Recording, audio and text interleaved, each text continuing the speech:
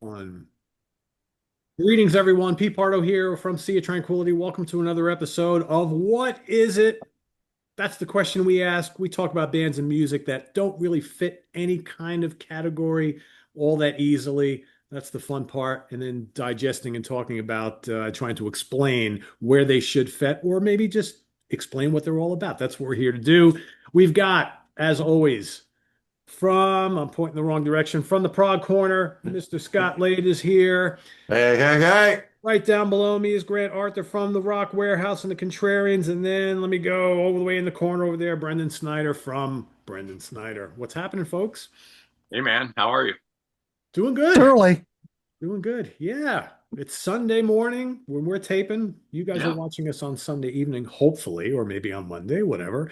But we are getting together bright and early to talk about that band from Chicago. Started out in 1972, going by the name of Styx. Mm. I Yes. love me some Styx, Pete Oh, Pardo. yeah. I do. I am an unabashed fan. I have been a defender of this band through all the years when they were like one of the bands that it was such an easy target, right? Me and my little friends, when we got all like punked up and stuff and thought we were cooler than everybody else, we came up with a phrase called Ario Van Styxwagon that kind of encompassed everything we were supposed to be against. But man, oh man, I always love Styx and I always will. They're one of the earliest bands I ever really listened to. I mean, Me I too. was I was a Kiss fan, but then when I started branching out to other things, I went over. I've told this story before on the channel, but I was over at my aunt and uncle and cousin's house in Long Island, Smithtown, New York. And my one cousin is a year older than me, and the other one is like 2 or 3 years older than me. I remember going over there one day, and again, I was starting to get into music. I was a Kiss fan. They're like, "Oh, you got to hear this new album we got." And what Mhm. did they do? Hold on, they pulled out on vinyl, The Grand Illusion. Yep.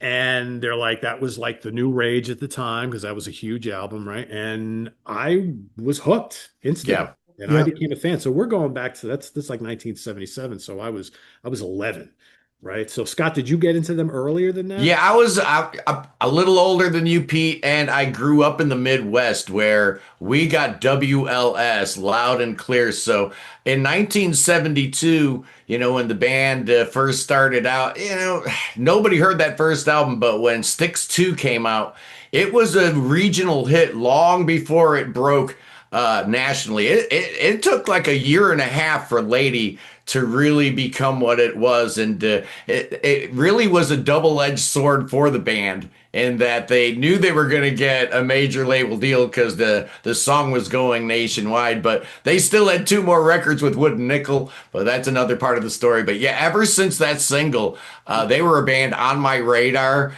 and so I followed them throughout. Serpent is Rising, and I loved that album.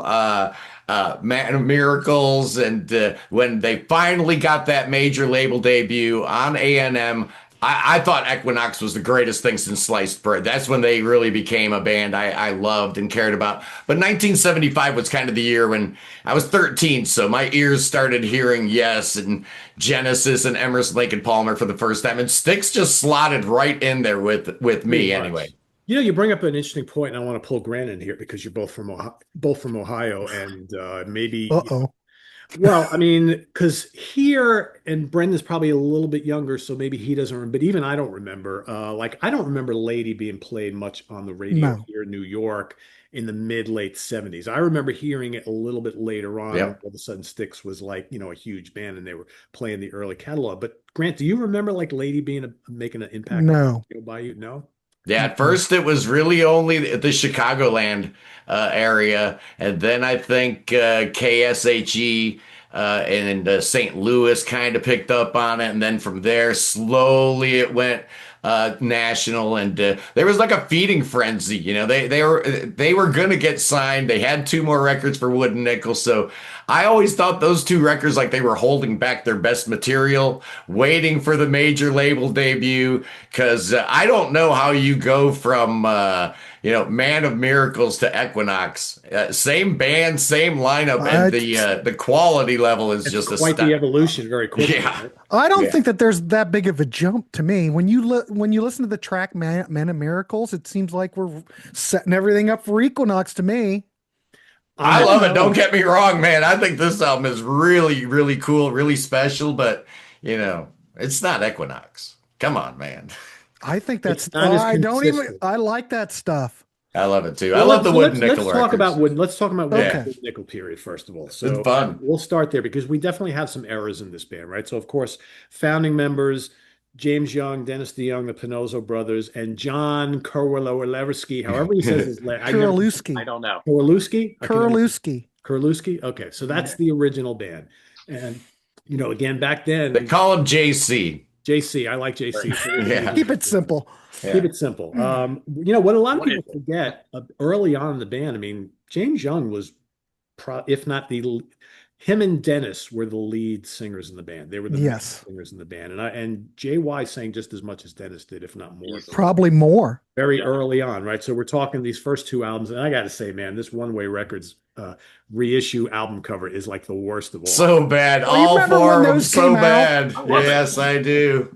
Because I had all the original ones, and then they were trying to reissue them, trying to make some money. Yeah, Right. why would Well, they That's even how it's change supposed to that? look. That's how it's supposed. I don't know what this is. That's Yeah. horrible. Garbage. That's- Yes, garbage. Jesus.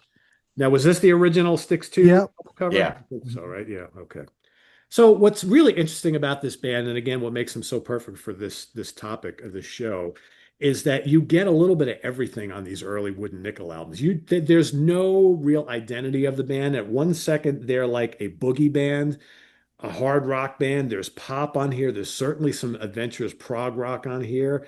I mean, Little Fusion G, and this movement for the common man. I mean, this is like they could do the Emerson, Lake and Palmer, like Scot Lade, if they, like Scott mentioned, if they wanted to. But there's a little bit of everything. So that probably didn't work in their favor early on because Yeah. they weren't really in one camp over another. I think and I mean, you guys like these first two albums. I think there's really good stuff on them, Sure. but they're I like love the a first band in one. progress. But in I particular, love the first album. But the second album, you could argue, is the best of the Wooden Nickel records. It's really a solid record all I the way like through. Man of Miracles the I was going best. to say I'm a Yeah. Man of Miracles fan too, but I think that's because it's getting closer to the album Mm, I'm after yeah. it. But of But the it was a slow progression. I mean, things really didn't happen until Tommy Shaw got in there. Let's be honest. Yeah. Correct.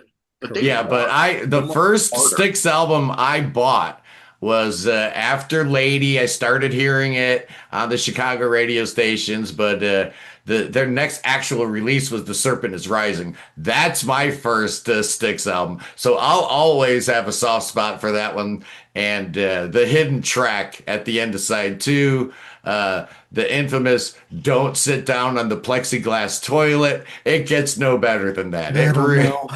It's just amazing. I mean, there's good stuff on the Serpent is Rising. I mean, Young Man is like a kick-ass song. I mean, when they wanted to get heavy, this band could get really heavy. But the Grove of Eglantine is great.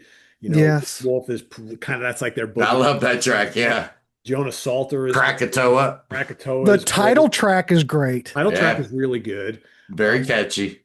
But to Grant's point, I think Man of Miracles is really where the songwriting is really starting to take a Mhm. different turn. I mean, the title track alone, I mean, that could be a Deep Purple Uriah Heep track. That's killer. 100%. That's one of like the great opening Hammond organ lines of all time, right? I mean, it's just Yeah. so good. Love Christopher, Mr. Christopher is great. That's the track right there. That's That's amazing. that's where you could really see there was something really special about this band. Maybe if you didn't pay attention, you weren't really noticing. Yeah, that track's amazing. And Dennis is starting, the real Dennis DeYoung is really Yeah. starting to come out Yeah. there. But what else is, I mean, Having a Ball is great. Rock and Roll Feeling is just, again, more of that kind of like boogie thing. But I think, if you were to take like the best stuff off of all these four albums and put them into one like 45-minute record, you probably have a really, really good album. Brendan's like, I have that. Yeah, as a matter of fact. This is why I don't pull anything because he's already got it out. Yeah, it's a compilation of those first four albums as a single disc, and it really focuses heavy on the James Young sung tracks. And this thing So is why don't you list off all the tracks that are on that?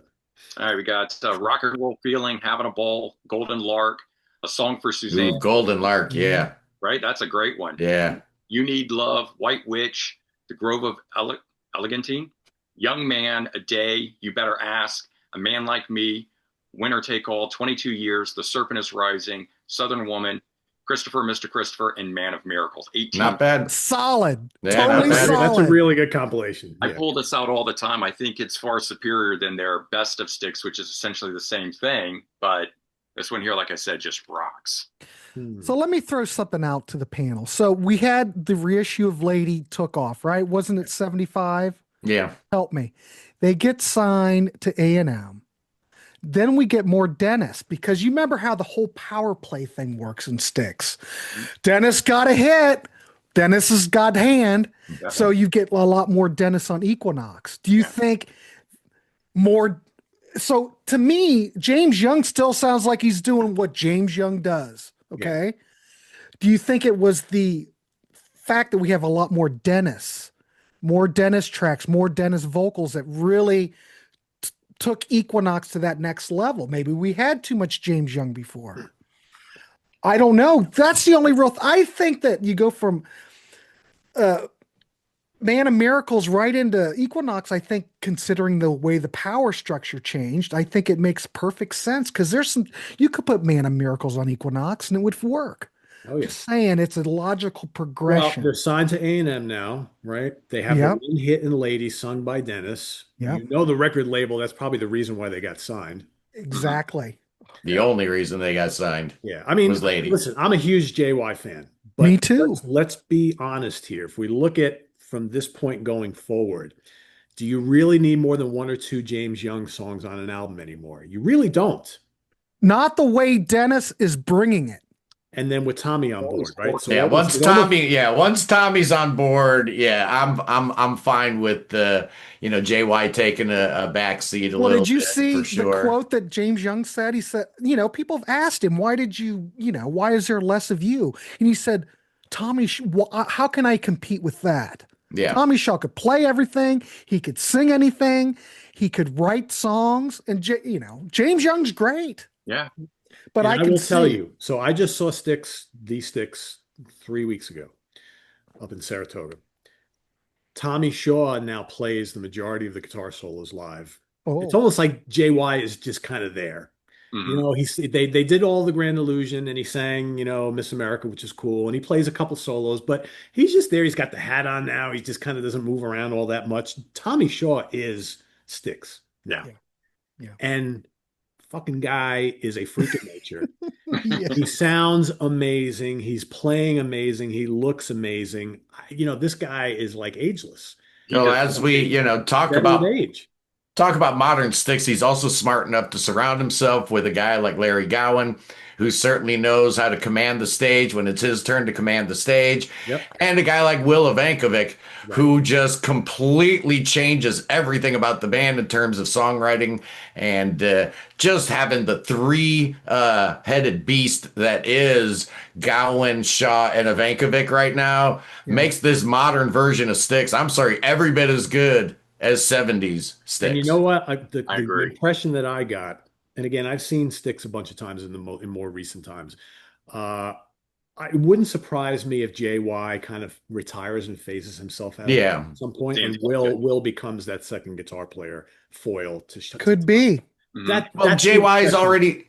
JY's already said he's not interested in writing anymore. It's just not something he's interested in. So you can certainly see that day coming. But back to something Grant said about the power dynamics Yes, of sir. Styx. And he's absolutely right. And we just kind of went on to another subject. But I wanted to talk about just how it still dominates the narrative whenever you've got Dennis D. Young doing an interview, right? He's always talking about babe money, right? He's always talking about, JY's living in that mansion on babe money, And there is certainly a degree of power struggle in every band. But when it comes down to who's going to take their shoes off before before coming into the studio, deciding whether or not I want this guy to be in the band. It got real touchy, and it's always about money. And the fact is Styx had 8 number 1 hits, and Dennis DeYoung wrote 7 of them. Yep. And he was never going to let you forget that. Well, there's probably a lot of resentment in Styx because the Panazzo brothers are just going, keep going, Dennis. Let's go. This is great. Yeah. But everybody else, you get that songwriting competition going. And you remember in Pete's interview with Dennis when he did with his, if you have everybody's watching this channel knows that interview, one of the greatest moments on Sea of Tranquility. 2-part interview, 2+ that's good. The Dennis DeYoung interview. Go back and go listen to it again because I've listened to it like 4 times and always get something out of it.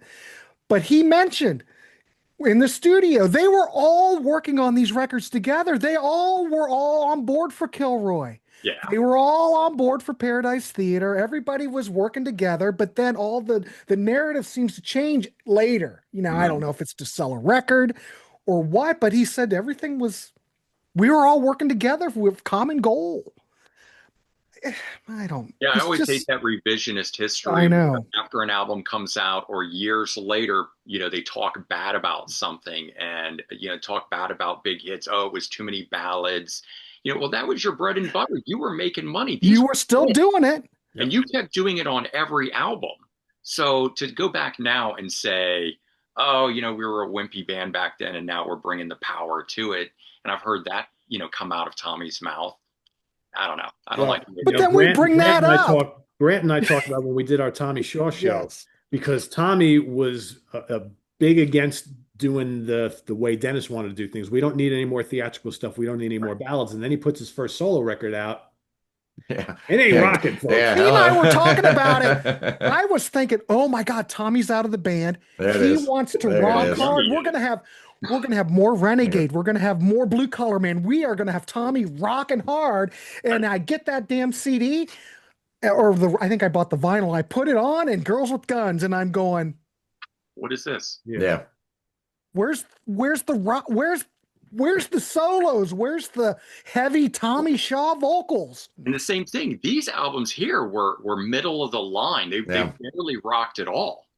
No, we had to wait till he joined Damn Yankees to hear some rock. There you go. Right? Yep. Exactly. Right. Well, Ted Nugent and there he is. And there's the Tommy that I want. Right. I know Tommy is. I'm not beating up on Tommy. I love Tommy Shaw.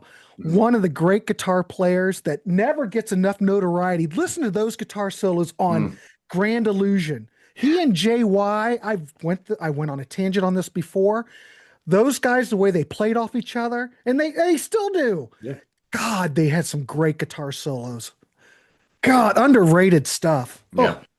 Well, we're gonna get to that. We're all over the place. We're all people. over the place. Tangent City. All right, so let's go to the debut on A&M Records. So, as Scott so eloquently said before, this to me is where the real greatness of this band begins.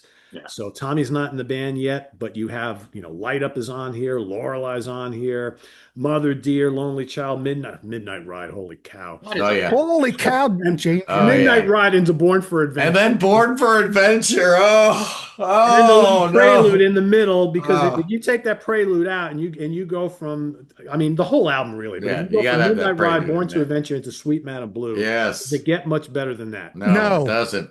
One of Sweet Madam Blue, one of the greatest heavy guitar riffs of that era. Come on. I saw, it's funny. I talked about how I saw Styx 3 weeks ago. The week after, I saw locally a Styx tribute band from Long Island called Return to Paradise, who were very good. But the mistake that they made? By the way, they played Sweet Madam Blue amazing. If anybody's following me on Facebook, I have the video posted on Facebook. They had one singer who dressed up like Dennis the Showman. He had the short hair, wearing the vest and everything like that. He totally nailed Dennis. The moves, the voice, everything. But they had him singing the Tommy Shaw songs too. No. You can't. You know why that doesn't work? Because you need 2 distinct singers singing that. You can't have one guy and then the rest of the band just trying to do backing vocals. Doesn't work. So the reason why this band doesn't get my fullest marks as a cover band is because they needed that guy doing the Tommy vocals and this dude doing Dennis, who he does so well. Anyway, I digress. But this is a kick-ass album. Yeah. Now, would you guys agree that this contains everything that we know and love about Styx? Because we got, Light Up. That's kind of a pop I song, love it. What a great lead-off Yeah. track. I right? love it. I love it. Lorelei, that's kind of proggy, Great prog rock. single. Yeah. Fantastic. Mother Dear is that's It's kind of That's prog, JC. one right? of the greatest John Kierulewski tracks. Yeah, love it. Absolutely. Lonely Child, that's Dennis doing Cool his thing. song. Then you got JY kicking ass with Midnight Ride, Born for Love it. Adventure kicks ass, and then Sweet Man and Blue is Yeah. metal, hard rock, and Yeah. prog. All And three. what a Wow. way to end the record. Ugh. You ended on that track. You can hardly wait for the next album. I'm telling you, there's something so special about Equinox that Tommy Shaw joins on the next album, and it's a step down, brother. It's not as good. I wouldn't. Crystal It's Ball is a different. good record, man, but it's actually kind of a step down for me I anyway, love all of it. overall. I really do believe that Equinox I'll give is you just a one better thing, record. Scott. I'll give you one. I don't know if, to me, I don't know if it's a step down. I think it's a lateral move. I just don't think there are. The problem is there's no Sweet Madam Blue, Midnight Ride, Born for Adventure, Light Up, and Lorelei, or any. There's maybe other than the title track, there's nothing as impactful as those. That title track and Put Me On. I love However, the song Shoes. Claire de Lune Ballerina That's a is hard a rocking band. classic. Mademoiselle. Mademoiselle is a classic. Come Jennifer on, is that great. is great, Tommy This Shaw. Old Man is great. Put Me On is Crystal easy. Ball is So, great. maybe The whole it's thing's not great. quite up to Equinox standards, but I have a hard time calling it a step down. It I think depends it's upon kind what of- you want. Yeah, It's a bit more poppy than what came before. It is. progress. Yeah. But Crystal Ball on its own. Yeah, One of great the great track. Tommy Shaw songs. Welcome Tommy Shaw to the band. Hello. Well- Incredible. Well, you heard that story. They heard that track and they went, when Yep. can you start? Exactly. That's the correct answer. That's the the correct response to answer. hearing that song. Yeah. Yeah. How soon can you sign That's- on the dotted line? Can we send you a plane ticket? Yeah. Yeah. But Such then a the great magic. song. The last time I saw Dennis DeYoung solo band live, they Mhm. played that Wow. Cool. because he's got August Zadra, who's the Tommy Shaw guy in Dennis's band, and he can do the vocals. See, I never got to see the Dennis solo tour. Very good. Very I good. bet. Yeah. Oh, My damn. wife loved it because they do all the ballads that she uses. When I dig I those took her to last see- two Dennis DeYoung records. Oh, it was Both of great. those. Oh. Both of those. So Pete good. and I looked at those. Holy, I'm Awesome. people who dog Dennis, you shouldn't really dog Dennis. No. So where do we think these two, which are classic Dennis, fit by comparison to the three newest? Pete, Right tell in him what there, you right said up in the there. show. Right up there. right? They could be Styx albums. They're Yeah. just- Yeah. But look, people, I'll what take Pete them said both. in the Pete said in the show is you have a lot of the Styx camp, you have the Dennis camp, and people bitch that Dennis isn't in Styx. But look how many great Styx albums, Dennis albums that came out in that short period So of right time. there, and everything Enjoy it. everything that Brendon just held up, Yeah. really, when you think about it, are 5 excellent Styx albums. Yep. Correct. That's the way I Get look at over the fact that they're not together anymore because it's done. Yep. Just enjoy the music that we have, and I mean, both camps have done really great stuff in recent years. Really And get great you stuff. gotta check out I know can I promote any better? You've watched the show. Go back and watch Pete, the show we did on it. Go out and check out those Frontiers albums from Dennis because you do get some prog on there. If you want prog, Dennis is doing some prog on there. Yep. It sounds like Styx. It sounds Totally. like Styx. Totally does. This sounds as much like Styx as Styx is sounding like Styx. Yeah. And it just has his name on it. Yeah. But that's Get the them while you can. That's right. complain that Dennis is not in the band and they're diehard. I'm not going to follow Styx because Dennis is not in the band. But they won't follow Dennis on his own either, Yeah. which No. I don't understand. That. You're going to be a diehard Dennis holdout, then go follow him and be the fan of him. That's fine. But they won't follow anything. They're just people that like to complain. Yeah. Yeah, Living in the because past. You know what it is? I mean, a lot of people, they're stuck on what they know and what they like. So Yeah. they'll only follow Styx if Dennis is in the band and if they're singing all the old stuff. They love Dennis, but they won't go buy Dennis's albums, the solo Yeah. records, right? It's hard to kind of comprehend at times. But Well, Anyway. those other early Dennis solo albums the Frontiers albums are just way way better. Yeah. better. Yeah. So Well, Dennis had a very This similar one's issue. phenomenal, though. That's Yeah, I mean, there's good Yeah, stuff that's on all right. there. Yeah, I don't think so. it's It's similar to the Tommy Shaw thing. It's like all It's of a the sudden they Tommy do Show. right. Don't Wait for Let's do Heroes. solo albums that Boys are Will Be just so far Boys. removed. Those are classic, in Oh, my where'd opinion. you get that? That came in the Grand It Illusion. sure did. There That's you the go. You poster bring in us Grand all back to Illusion. Styx. Wow. That's the original pullout that came with the Grand Oh, Illusion. mine never had that. Oh You must have yeah. had a later copy, Pete. Yeah, I did. Oh yeah. It's Yeah. where everything Nope. changed, man. This was the album that changed everything for Styx. Look how cheap the CD version is. Yeah. Yeah, but it sounds good Nothing. though. I don't You know even. what?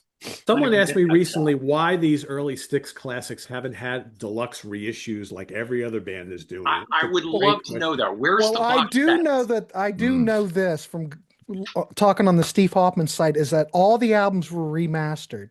Now, I don't know if there were bonus tracks. What was, okay, help me out. Do you guys remember the greatest hits package that's the 2 CD set Yeah. that's got the extended version of Man in the Wilderness? The The full, A&M greatest hit sets? yes, the Yeah. 2 CD, Okay. that. When they were putting that together, they were going to remaster, from what unless I'm totally wrong and someone was wrong on the Hoffman site, they were going to do a whole re-release. That's what these were. This is what this was the start of. Oh wow. Why didn't it happen? Do we know? I don't know why they pulled it for some reason. Mm. That's a Because travesty. at the same time we got this one here. Both of these came out. It was like, oh, they're revisiting everything. Yeah, Yeah. because we had that extended version of Man in the Wilderness, which Mhm. is you've got to have that. It's like 2 minutes more. Yeah. You have to have that greatest hits. Yeah. Well, and It was it just the had wrong new time. songs on it too. I think if you really look at the Styx timeline, after the glory days, it started getting a little tough to admit that you liked the band, and once Dennis left the band, a lot of people kind of wrote him off, and so it did get a little bit weird there. But Still, I think people look back on these albums so fondly. I just don't understand why they haven't gotten the deluxe treatments like all no, these years later. I I mean, guess they were all prepared. I don't know. Maybe they'll come out, but maybe Yeah, those days, maybe. those this days sold have 3 million passed. copies here in the States. This was a triple platinum, as was Pieces of Eight. And Yeah. people Right. still look back at this as a classic of the 70s. And it is. I mean, they're out on tour right now. They played the whole album start to Yeah. finish. And I saw them 3 weeks ago. And I will say, boys and girls watching, for those of you who go to see Styx today and say you're a big fan of the band, and they play this album in its entirety, and I saw it with my own two eyes 3 weeks ago, and all of a sudden they go into Man in the Wilderness and Castle Walls, and you're going walking to the bathroom and chatting with your neighbor or going to the going to get a drink. You're missing out on the best stuff from this album. And Yeah. it really pains me, and I've talked about this so many times, where people only care about the grand illusion, fooling yourself, and come sail away. And even Miss America, people were just kind of like, what? I love that song. One of You the can, you other can tell the greatest diehard riffs, fans in a crowd at a show here in the States Superstar. these days, when they're playing Superstar. full, so you're right, all this great stuff. I love that song. And I can tell just by what's going on in the crowd how many people are surrounding me that never even owned this album, that only Yeah. love these songs because of what they heard on the radio. They own the greatest hits. Right. Yeah. That's Right. it. Drives Don't me know nuts anything because- more. That's why these greatest hits albums always sell so much. That's Yeah. right. That's Mhm. right. But I will say, Man in the Wilderness, I've changed my tune in recent weeks after seeing them live a couple weeks ago, because I've been saying for years that Castle Walls is my favorite song on here, and I love it. But I think Man in the Wilderness is the absolute drop dead gem on this album. And man, Tommy It's- sang it so good 3 weeks ago. I love every track on it. All Right? I eight. mean, it's so good. Superstar might be my favorite track on it. I That's mean, it's amazing, just the too. whole thing is just so perfect from And the start hits to are finish. great. The hits are great, but Yeah, they are. Well, I like Grand Illusion and Fooling Yourself more than I like Come Sail Away, to be honest but with Come Sail Away still. you.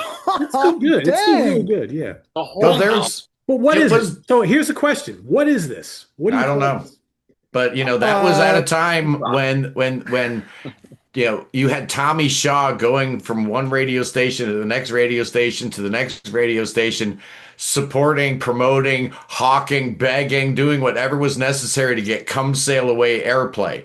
I mean, that's team spirit that kind of wasn't with the band all the way through their career. And it's no wonder why a band's seventh album that dropped on the seventh day of the seventh month of the year 1977, it just felt well thought out. It just felt well conceived. The songs were getting even better. The album flowed perfectly from start to finish.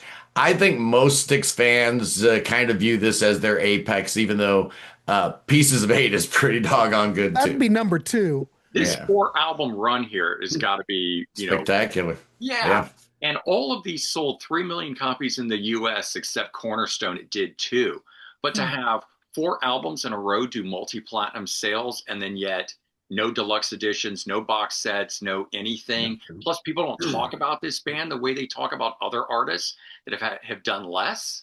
It really boggles my mind. And you know what, Brendon? You want to back that up and include Equinox and Crystal Ball, and there you have an amazing 6 album. Oh, absolutely. And those were gold-selling albums. And we didn't even talk about Kilroy, because Kilroy sold well as well, even though Yeah. most people look at that as kind of a joke. did But Kilroy sell more than Cornerstone? I didn't know Cornerstone This went sold platinum. less. No, this went platinum, and Cornerstone did double platinum. And I'm just talking US numbers. yeah.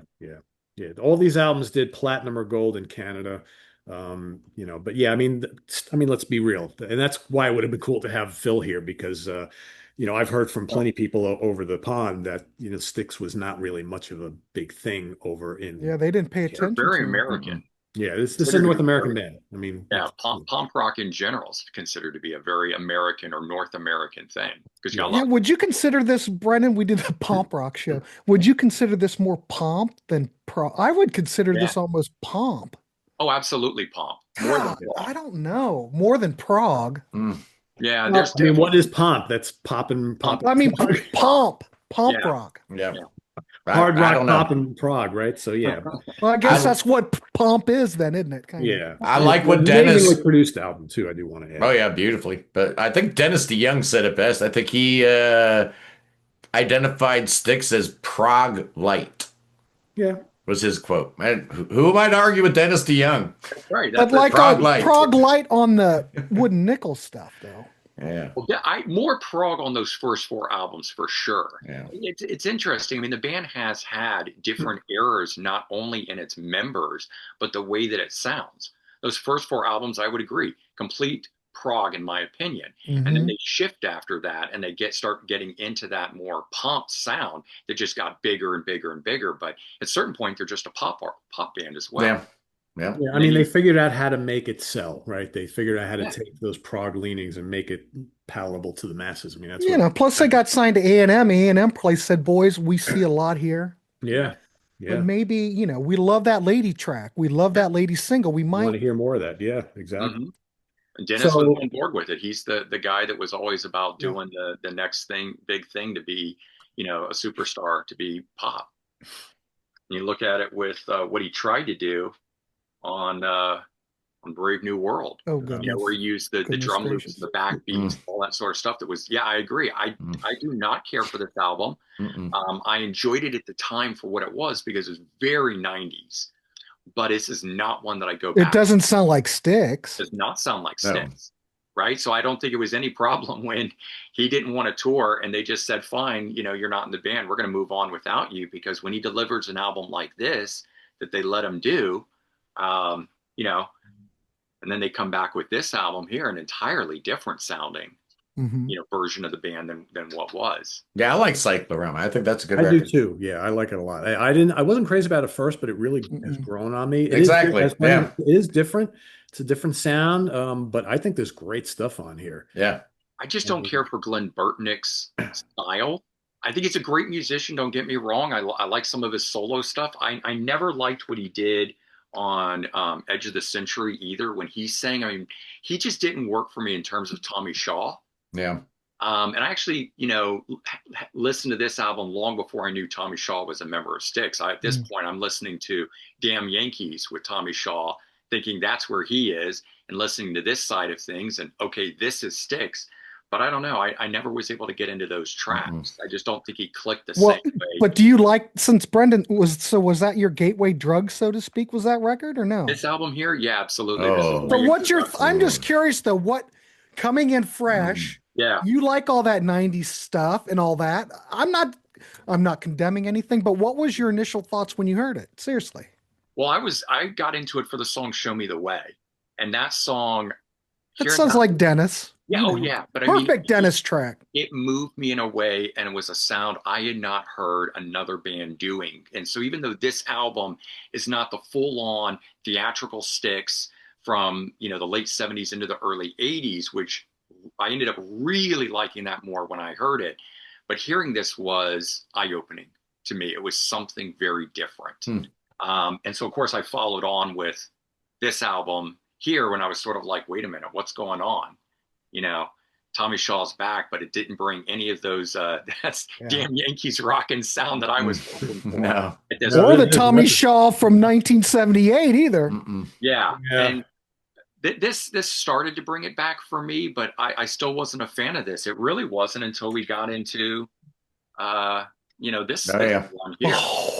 That for me was just like, my God, this has got to be one of the greatest albums they've recorded. And yet, Yep. when they put out the next album, I think this is a step above this one here. So it's If you like, could have went Pieces of Eight, The Mission, you wouldn't even flinched. yeah, It would have fit well. Well, yeah. because for a lot of people, Cornerstone was kind of like a departure after Pieces of Eight, right? It's Uh-huh. hey, you got Well, the big they ballad on could- there. It's Well, the thing is, if you ever read anything about it, this is where Tommy Shaw would always talk about things started to getting sterile. They changed the production people. Barry Mraz is out, and he was with them all since the beginning, like their engineer and maybe co-producer and stuff. But they totally Dennis changed studios or whatever, and this is where the sound changed. They got the warmth is Well, they gone. self-produced this one, right?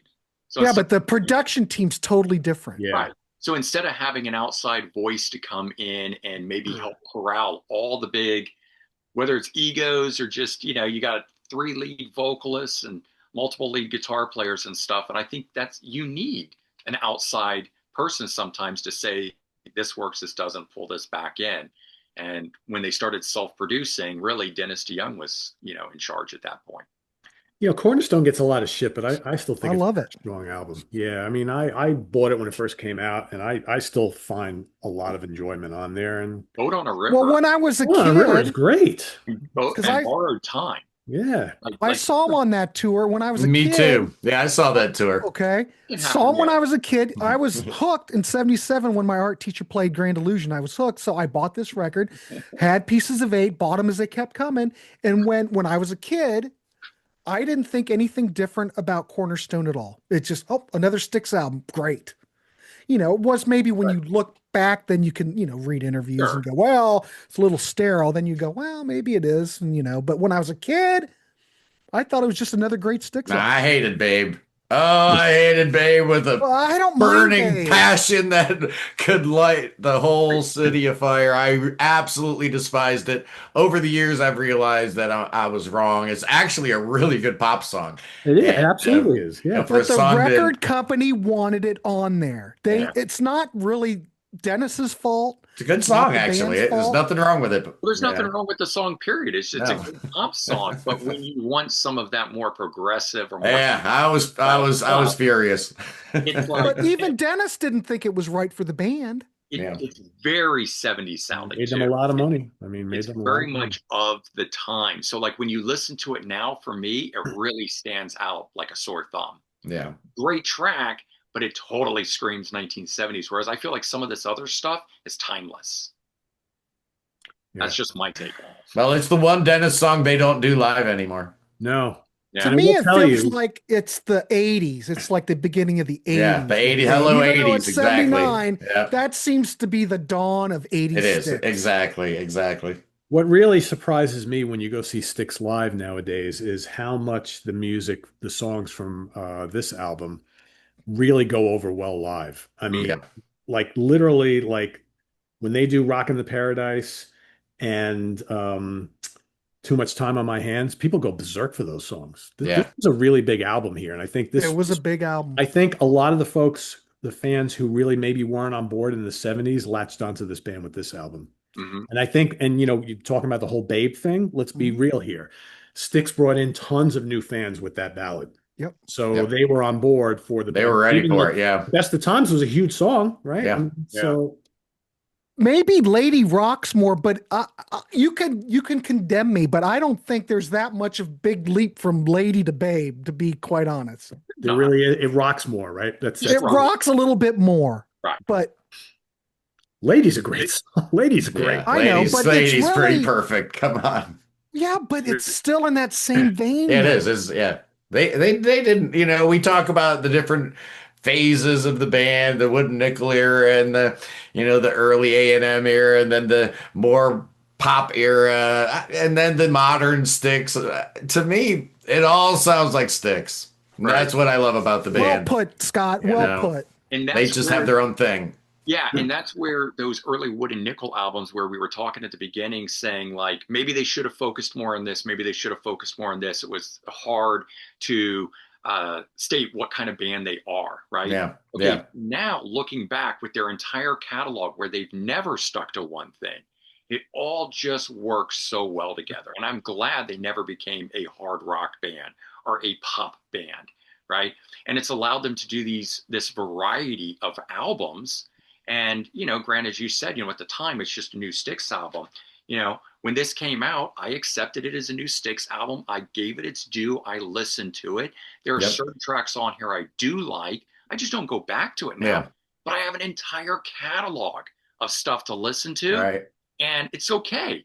I'm a Styx fan through and through. I don't have to pull this one out and like it as much as other albums, but I'm not going to get rid of it. It's still Styx. See, just, Well, the thing. we know Brendan, he doesn't get rid of anything lately. Yeah, he we just know puts that's it in a a fact. box somewhere. I got about 30 CDs laying around me right now, including But talking about all the compilation and live albums. there you go. Like, Look at all that.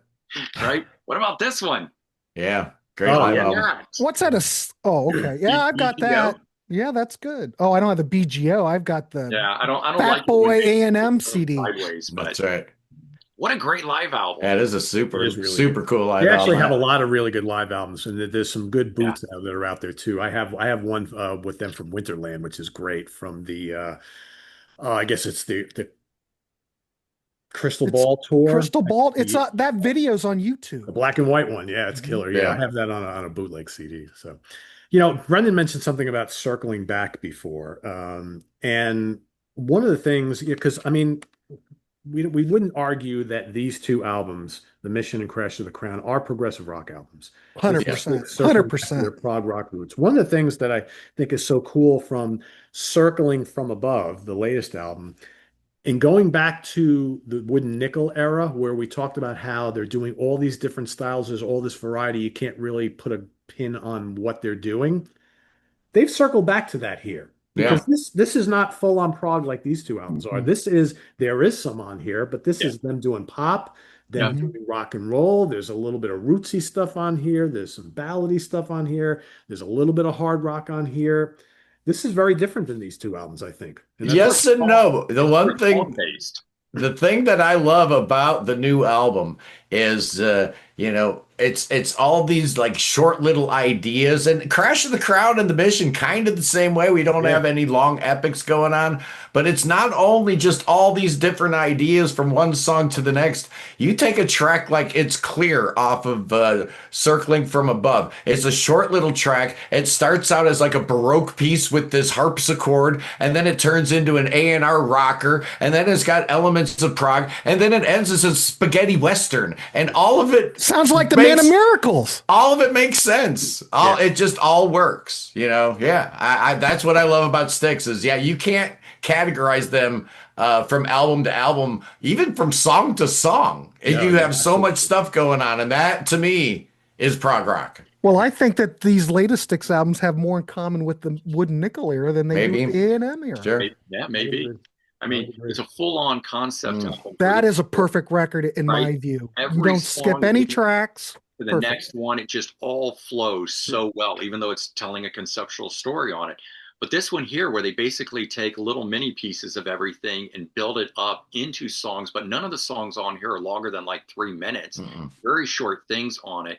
So not really a concept album, yet it feels that way, at least for me. It sure does. It sure does. Feel like it's telling a story with some of the narration that's in there from Winston Churchill and stuff. It's just, I don't know, man. I love this thing. But this one feels more like it's song based Yeah. or singles based. It's each one is a song, even though it's a concept album. They said it's a concept album. I don't really get that effect from it. So I hear this more individually than I do these two.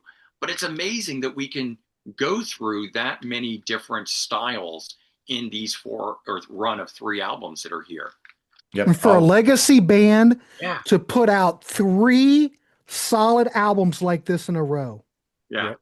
4 years apart too. So we're talking about an 8-year plus span of time. It's not like Jethro Tull, who's put out 3 albums recently, and it's almost 1 a year, right? In a 4-year span, we've gotten 3 Jethro Tull. So okay, that's who they are right now. But when you take these 3 albums, they span 8 years, and however long they're putting this album together, so it's probably more like 10 years of time. And yet, for a decade, probably, they have been this consistent. Amazing. Yeah. Wonderful. That's absolutely true. I can't think of a legacy band putting out better material right now.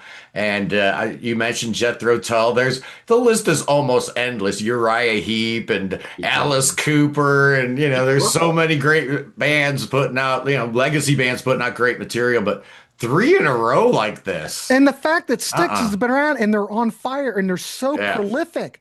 Yeah. The last Scorpions album I thought was fabulous, but have they done something else? Right. There are other legacy bands that have put out some freaking wonderful stuff. Oh, absolutely. But Styx is very Saxon. Well, all right. Deep Purple is the only other band that I could compare that is putting out stuff. That's what I mean. The like last Styx 3 albums, 4 albums from Deep Purple, to fabulous, me, on par with some of their best stuff, and to me would equate to how great Styx is presently. Yeah. How great Deep Purple is presently. Both of these bands over 50 years old, and yet turning out some of the best material of their careers. I mean, how do they do it? You know what I love? We mentioned before about those 90s Styx albums, and they're kind of forgettable, right? It's and I was like looking at the track list on a couple of them. Kind of like a few of them are kind of like, I don't even know how that song goes. I'm looking at the back of Mission, Crash of the Crown, and the new one, and I'm already picking out songs that those albums are memorable. They're memorable. Locomotive, Radio Locomotive, that's the one, man. Killer. Locomotive. Miles from home, right? Build and Destroy, Forgive. Only you can decide, right? Sound the Alarm, Hold Back. All these Red Storm, pandemic songs, right? That are instantly memorable. And I honestly can't say that I've listened to these albums more than any other recent albums from any other bands. But this stuff sticks with you instantly. From Styx. It sticks, yeah. And how about a shout out for a great name for a band, by the way? It's 4 letters, right? It's Styx, but it's spelt in like that weird way, and everybody knows Dante, so we're familiar with the River Styx already. So kind of gives the band like an edge that it might not have otherwise had with, Dennis DeYoung prancing around like a Broadway superstar. There's nothing. The 70s. There's nothing to not like about Styx. I'm sorry. There's nothing, not the beginning, not the middle, and certainly not the end, because I've gone on record as saying that Crash of the Crown is one of the greatest records of all time. I love this 3-album run, but there's a special magic on this one here. I just adore it. I think it's amazing. But this new one, it just keeps coming now that Willa Vankovic is an official member of the band. I expect nothing but continued greatness from Styx, and that's a weird thing. I hope so. In 2025, And they're still using the logo, folks. If you've got a good logo and it works and it's identifiable, this is a tip for bands. That's right. Don't stop using it. A little bigger, I agree, but right. I just felt like the bird should have been down. The name should have been much bigger. Why are you hiding it? It's such a great logo. Ditto the last 2 Kansas albums. You got a cool logo. Don't hide it. Don't hide it. Yeah, exactly. You're hiding the logo. It's a mistake. I'm going to go on an April Wine tangent, but you remember, of course, we had the April Wine logo, which is one of the greatest logos of all time. And then they released Walking Through Fire or Animal Grace. Yeah. And you're looking at it going, huh? Yeah, I remember when Animal Grace came out. Disappointing. You have a great Yeah. logo. Why would I you Use it. know. stop? Keep it I know. consistent, right? There's something Yeah. to be said about a consistently great logo and using it throughout your whole I career. I agree. mean, Exactly. look at the different ones that they've used. Yeah. Yeah, I don't I'm sure dislike Grand there's Illusion. It there's works for more that in though. there, but It's a one-off, one-timer. right. It works, but Grant, I mean, how cool, how much even better would this album cover have looked with the Would regular have looked even logo? better. It You would've know looked it would have better. looked better with the old school Styx logo on there. Absolutely. 100%. Get some reissues going on with the old school Styx logo. I mean, they did it again here, Yeah. changing it. True. They do it again there, right? Yeah, Yeah. that's true. I forgot Bastards. about Kilroy. Yeah. I know. Good call. Good Didn't call. hurt sales though. Usually it hurts No. sales, I think. Yeah. There's only a few bands that have ever been able to change their logo up on, nearly every album, and it doesn't really affect things. Yeah. Well, you'll never see Angel change their logo, gentlemen. Yeah, no. They better not if they know it's Right. good, right? Exactly.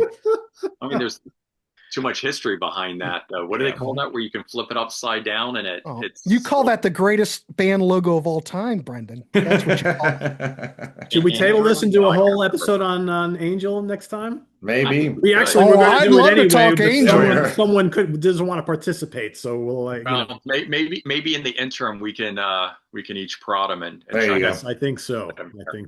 So, all right. So maybe we'll do that next. So before we go, real quick, because I like to do this unannounced all the time, we'll go one trip around. Name your 3 favorite Styx albums, Scott.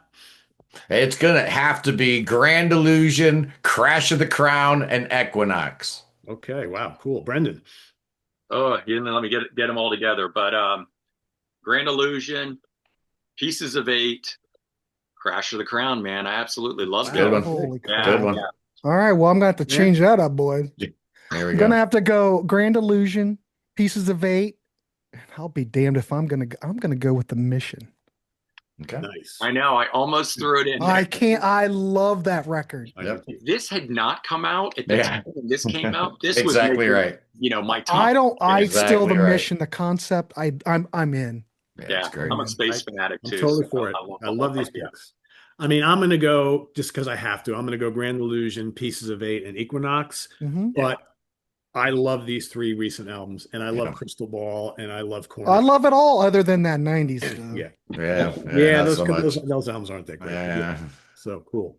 Oh, So there you have it, everybody, because we got to let Scott go because he's That's got right. to do his live show because we do these Sunday morning right before he does that. Thanks. Of for course we do. List your favorite Styx albums, your feedback and comments on the band Styx down below. What are they? Let us know what you think. I don't know if we've solved any of the dilemma here haven't. today, but it doesn't matter. It's just we're talking about a great we band. love That's what it's Styx. That's all that about. matters. We love Styx. We are fans. We love the whole catalog for the most part, and we think they're a great band. And may they continue.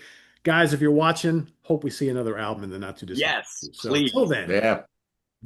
make sure you go visit the Prog Corner. Make sure you go visit Brendon Snyder's channel. Make sure you go check out Grant because he's got 2 of them. Go check him out on the Contrarians and Grant's Walk Busy. Warehouse. Live show tonight, Grant? Live show tonight. We're doing 2 hours, and the listening party tonight. 2 hours of the Summer of Love, ladies. Okay, and so gentlemen. this airs at 7 p.m. on Sunday. So basically what everybody you should do is once we're done here, Go head see on over Grant. to the warehouse and Hang out for a little bit. There you go. Scott's got the snakes. Visit us on the web at www.seatranquility.org. We're on Facebook, YouTube, and Instagram all the damn time. Please subscribe if you haven't already and click on that notification bell so you get alert of all of our content as a post. And please do hit the like button and please don't get bitten by those damn snakes because to get the anti-venom will probably be very expensive and damn hard to find. Probably Scott's the only guy who has it. So, And you can hit a hype button now. Yeah. Hit the Oh. hype button and it boosts the algorithm. there you go. Like this show. Hit I'm not sure I can do the hype button because I play music. Yeah. Well, Don't maybe hype it up too much. You want to be incognito. I'm restricted by a lot of things. I can't have the whole No. Well, I ain't support the playing no music channel. here, so hit whatever you got to hit. And Yeah, Pete can do it. I don't. there They're you go. they're trying to shut me down, like shutting down the nah. man. Yeah. All right, Scott, everyone. Scott got shut down, but whatever. Yeah, we're going to talk about that on the Oh, live you show. can't. I There you already go. know you. Or you should have talked to me. I knew you couldn't play that. Yeah, I want to do a whole show about that kind of we're stuff. going to do it. We Yeah. should. We should. All right, cool. We'll bring you more stuff. Stay tuned next See month you, for everybody. another episode of What Is It for Scot Lade, Brendon Snyder, and Grant Arthur. I'm Pete Pardo. Thanks for watching, everybody. Have a great rest of the weekend. Take care. Bye-bye.